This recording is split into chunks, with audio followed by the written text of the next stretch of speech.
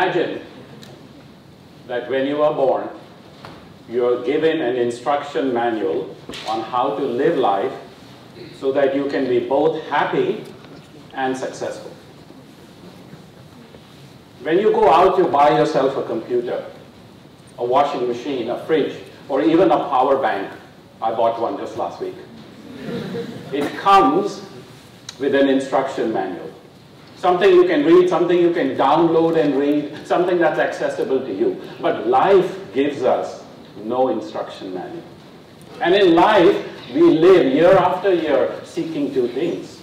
We seek happiness, a sense of fulfillment, a sense of contentment. And we also seek success, all of us, at our own level. We seek success. Success is a sense of worth. I am someone. I mean something. I'm doing something worthwhile. Happiness and success, we all seek it, but many of us do not find it. Many of us live year after year, all the way till we are old and close to dying, and we don't find that happiness and success. I didn't get a manual when I was born. I created my manual 50 years later. Today I am here to present to you my manual, my instruction manual for life that brings happiness and it brings success. I have 3 principles to share with you. 3 principles only. These 3 principles, please, if they make sense to you, make them yours. Use them in your life and you too shall enjoy the best of life. Instruction number 1 is purpose. All of us seek something in our life, whatever that may be, but you are working every day, you are living every day, you are walking towards something every day. Remember that your life is a journey because you are alive, you're active, you're moving. You're moving towards something. What is it? What is it? My father started his life at the age of 7 in a refugee camp. I'm from India. India became a free country, and at the age of 7, my father came to free India and started his life from a refugee camp. It was 1947. He was 7 years old. And he was the last child in a family of 5 children. And you know what often happens to the last child? They get the least. The least attention, the last food, you know, whatever is left over. So he realized very early on, living in that refugee camp, that his life was going to give him nothing. He has to go out and make it for himself. There was not enough money to study. There was no opportunity for him to go to a fantastic university like APU. He had to start depending on himself. At the age of 13, he started working in a restaurant. Not for the money, but for 3 meals that he could eat in that restaurant. And that's where his life started, and his purpose became very clear, because purpose is all about clarity. Purpose is all about becoming clear about what you want from your life, not today, but in time to come. In time to come. Remember this, your potential doesn't lie today. It lies in your time to come. He realized his purpose was to become successful, to make money, to make himself wealthy, because he wanted options. He had no options, he wanted options.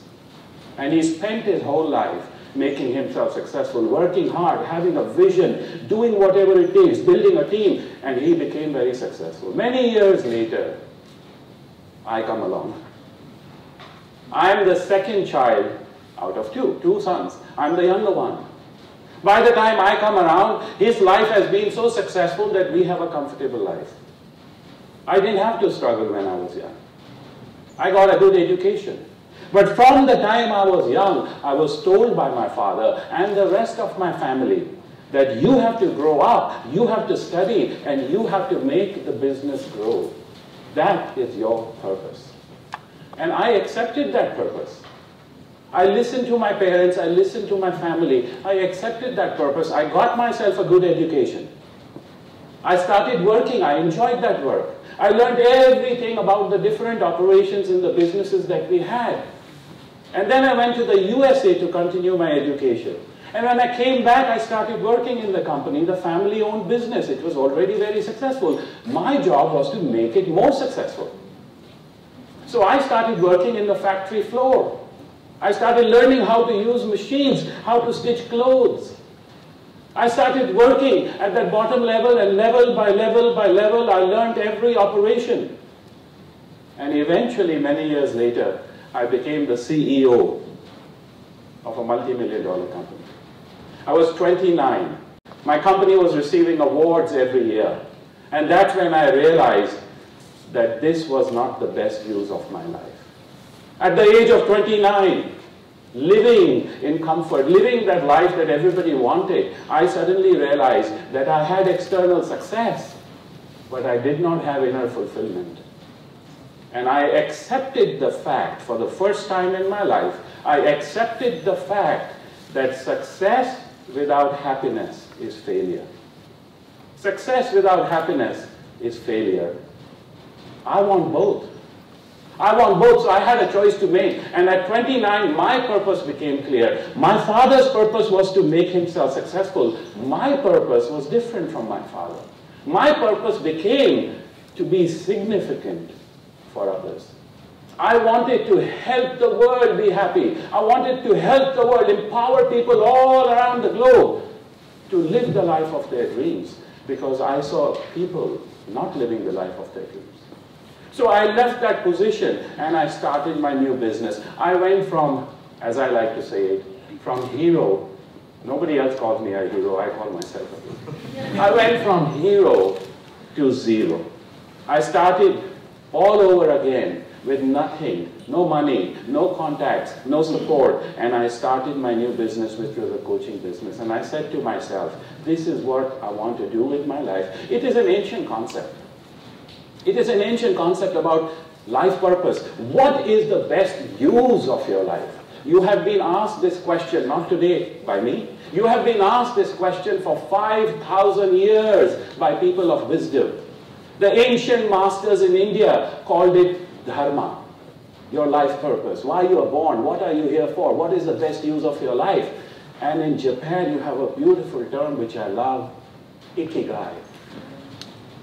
I found my dharma, I found my ikigai. My purpose was to be significant for others. I started my company, and when you're driven by a purpose, I can promise you success follows after that. I became successful along the way. Today my coaching business is known around the world, and people from all over the world want to be a part of it. We are training people all across the globe.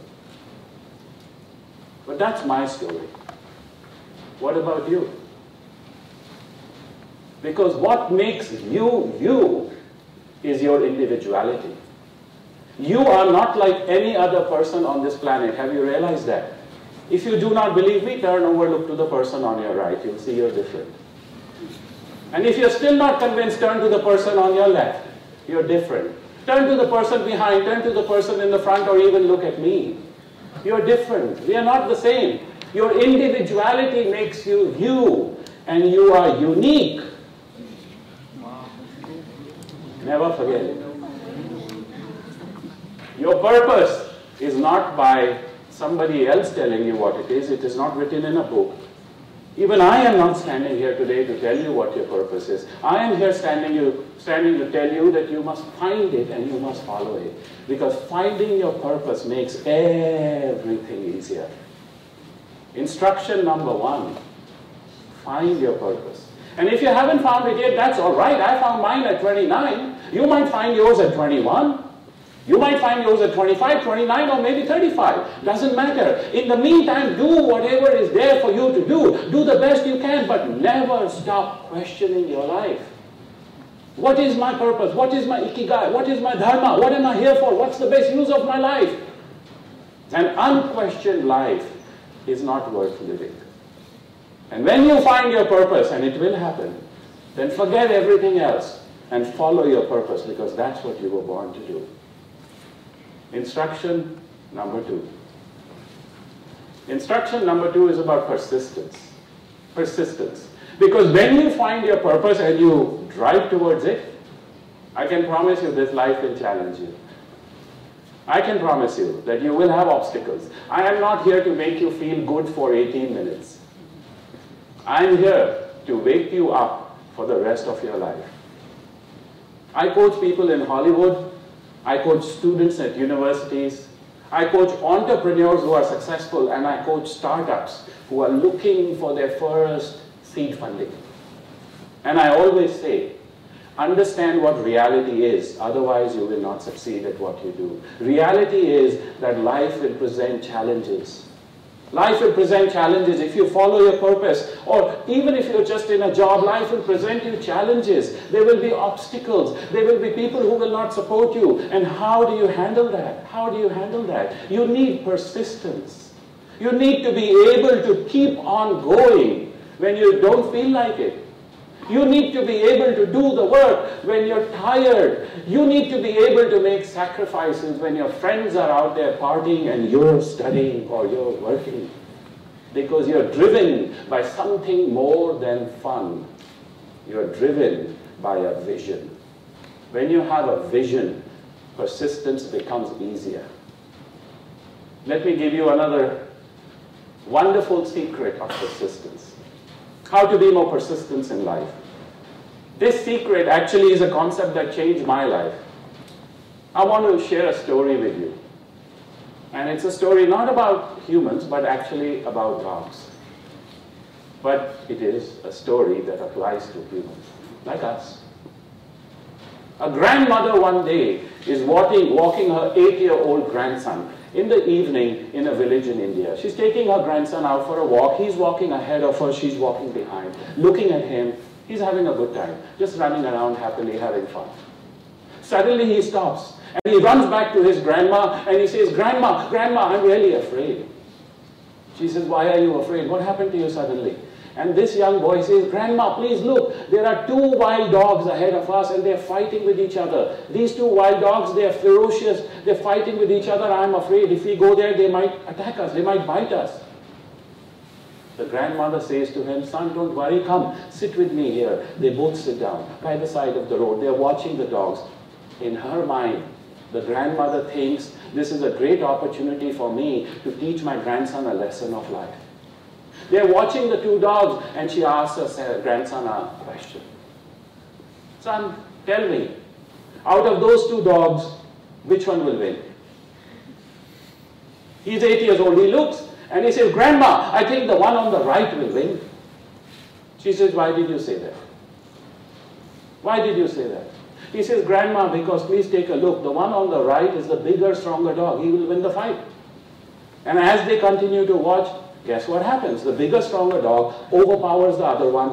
He wins the fight. The bigger, stronger dog wins the fight. So he feels really good. The boy made the right answer. His grandmother pats him on the back.